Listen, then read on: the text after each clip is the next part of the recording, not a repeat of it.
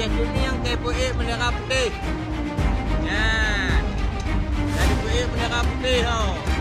Kam menyerah. Oh, kam putih Aceh dunia. Kita kawal Tuhan. Di rakyat negara. Di Puik Bendera Putih.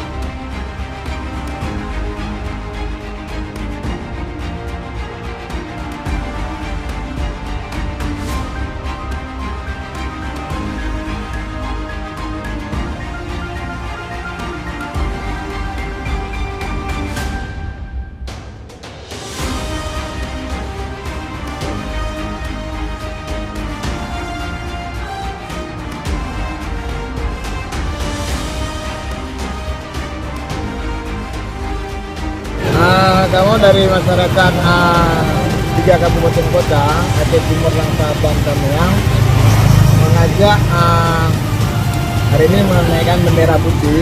Tujuannya untuk meminta perhatian dari negara internasional, sehingga sampai hari ini udah 2 minggu pihak internasional kan belum dapat memperhatikan Aceh. Ini adalah bendera yaitu darurat.